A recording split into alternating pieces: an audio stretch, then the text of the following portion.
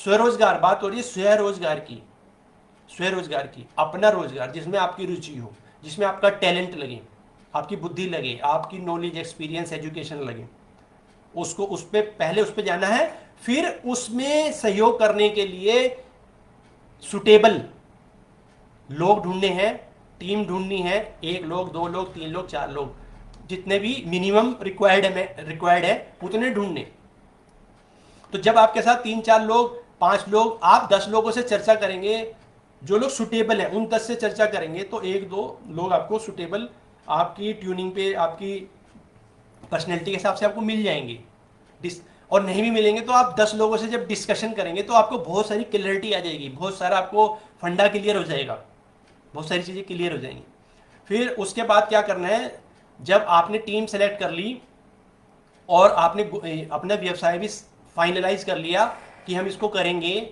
फिर उसके बाद क्या करना है, आप उसको शुरू में सेवा के रूप में शुरू कर सकते हैं, सेवा के रूप में शुरू करें। और जब सेवा के रूप में शुरू करेंगे, सेवा के रूप में मतलब क्या, सेवा के रूप में मतलब no profit no loss, no profit no loss के पे आप कर सकते हैं। और अगर कोई ऐसी चीज़ है जिसमें आपका कोई इन्वेस्टमेंट नहीं है, फॉर एग्जाम्पल जैसे आप मैथ अच्छा पढ़ा सकते हैं, मैथ की टीचिंग अच्छी कर सकते हैं, तो आप शुरू में फ्री में कुछ क्लासेस दे सकते हैं, डेमो क्लासेस दे सकते हैं, ट्रायल क्लासेस दे सकते हैं 15 दिन के लिए। तो उससे क्या है, उससे आपकी प्रैक्टिस बढ़ेगी, आपका कॉन्फिडेंस बढ़ेगा, और लोगों को, बच्चों को, उनके पेरेंट्स को पता लगेगा आपकी क्वालिटी के बारे में, आपकी स्किल के बारे में, आप कितना अच्छा सर्विस दे रहे हैं, नॉलेज दे रहे हैं, आपका बिहेवियर कितना अच्छा है, आपकी विजन कितना अच्छा है। तो उससे क्या होगा, उससे आपकी, आप फ्री में भले ही कर रहे हैं लेकिन आपकी ऑटोमेटिकली मार्केटिंग होगी। जो बच्चे आपके पास फ्री में पढ़ रहे हैं वो और बच्चों को बताएंगे। आप उनको जो, जिनको आप फ्री में पढ़ा रहे हैं, जिनको आप फ्री में बता रहे हैं, आप उनकी हेल्प ले सकते हैं कि भाई और बच्चों को बताओ, और बच्चों को हमारे पास लेके आओ, हम उनको भी पढ़ाएंगे। तो इससे क्या होगा, आपका कॉन्फिडेंस बिल्डअप होगा, आपका मार्केटिंग होगी, आपकी गुडविल बनेगी। ये वर्ड याद रखने का है, गुडविल, गुडविल। तो हमें गुडविल का मतलब, बहुत सारे वर्ड हैं हम बोलते रहते हैं लेकिन हम एग्जैक्टली उसके मीनिंग को कभी समझते नहीं। गुडविल का मतलब क्या है,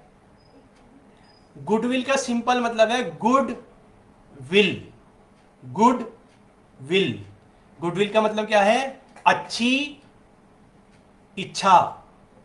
अच्छी भावना। तो पहले हम अच्छी भावना तो से कुछ काम तो शुरू करें, पहले हम अच्छी भावना से समाज को कुछ देना तो शुरू करें, सोसाइटी को कुछ देना तो शुरू करें अच्छी भावना से। तो जब हम अच्छी भावना से निशुल्क भी किसी को कुछ देना शुरू करेंगे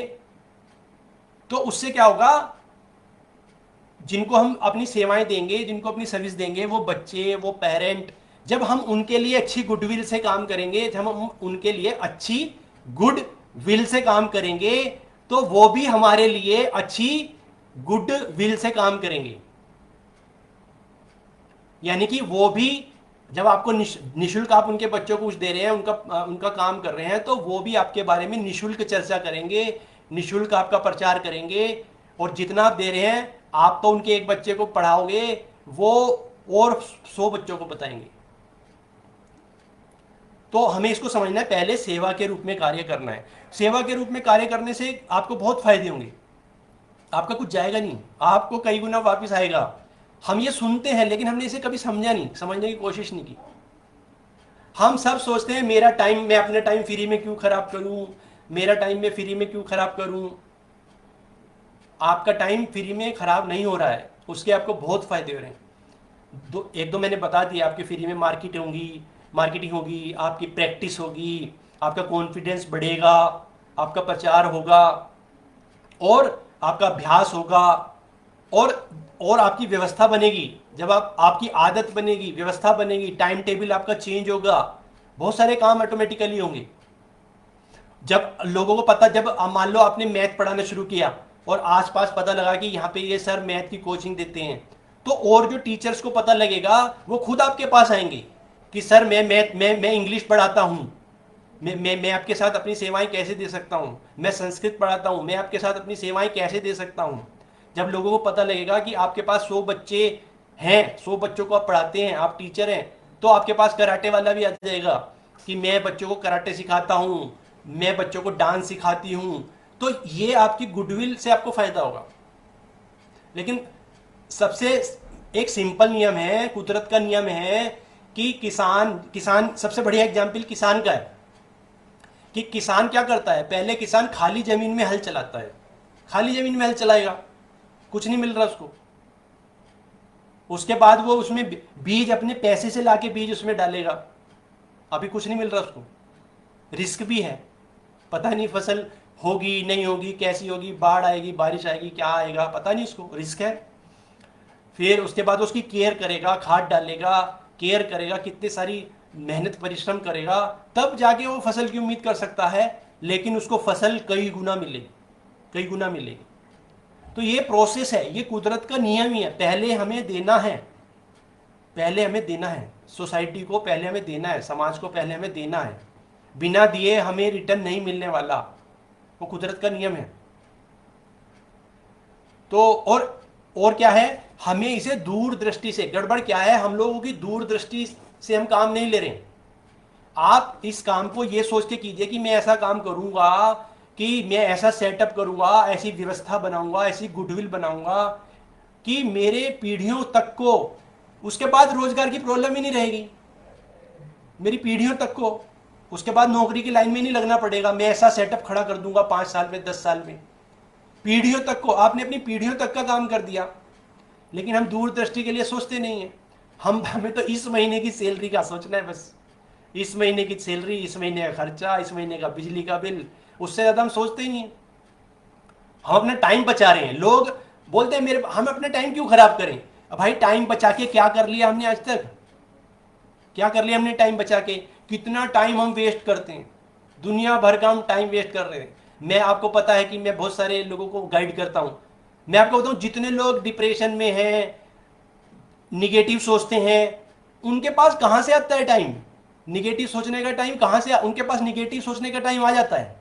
चिंता करने का टाइम आ जाता है, इधर उधर बहुत सारी बुराई करने का टाइम आ जाता है, लेकिन जब ये चीजें करने के लिए बोलते हैं हमारे पास टाइम नहीं। तो इसे समझना पड़ेगा। अब नेक्स्ट पॉइंट है मेरा, तो सबसे पहला अपना टैलेंट को समझना है, रुचि को समझना है। उसके बाद दूसरा मैंने बताया, अपनी एक टीम बनानी है, जो उनका भी लक्ष्य आपके जैसा हो, उनका भी लक्ष्य आपके जैसा हो, माने आप अगर कोचिंग सेंटर खोलना चाहते हैं, टीचर हैं, तो वो भी टीचर हैं, वो भी खोलना चाहते हैं कोचिंग सेंटर, तो वो भी खोलना चाहते हैं, लेकिन अकेले वो डिसीजन नहीं ले पा रहे, अकेले उनके पास सारे साधन नहीं है, किसी के पास जगह है, किसी के पास समझाने की स्किल है, किसी के पास मैनेज करने की स्किल है, कोई रिसेप्शन पे बड़ा अच्छा काम कर सकता है, कोई प्रचार बहुत अच्छा कर सकता है, कोई पंपलेट छपाएगा। तो बहुत सारे टीम, जब हम टीम बनाएंगे 4 5 6 लोगों की, लाइक माइंडेड, सेम गोल वाले, तो बहुत सरल हो जाएगा काम। गड़बड़ तो ये हो गई है कि हम लोग टीम में काम करना भूल गए हैं, हम खाली अपनी मैं कैसे करूं, मैं अपने, हम अपने आप को सुपर कंप्यूटर समझते हैं, हम अपने आप को सुपरमैन समझते हैं, शक्तिमान समझते हैं अपने आप को, शक्तिमान, शक्तिमान वो होता होगा कहीं टीवी फिल्मों में सीरियलों में होता होगा शक्तिमान, बट लाइफ में अगर आपको कुछ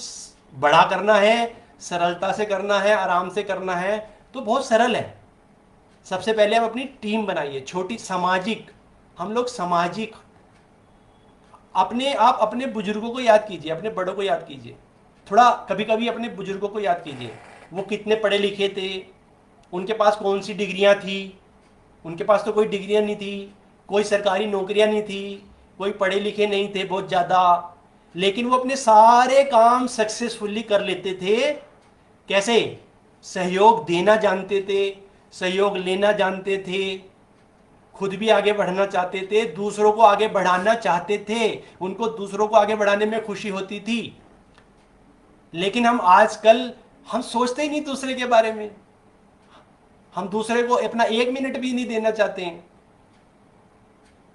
तो हम शक्तिमान शक्तिमान नहीं बन सकते हम। तो यानी आपको टीम बनानी पड़ेगी अगर कुछ बड़ा करना है, कुछ अच्छा करना है, कुछ स्थायी करना है, क्योंकि टीम बनाने के बहुत सारे फायदे हैं। अभी तो ये छोटा सा प्रोग्राम मैंने आज रखा है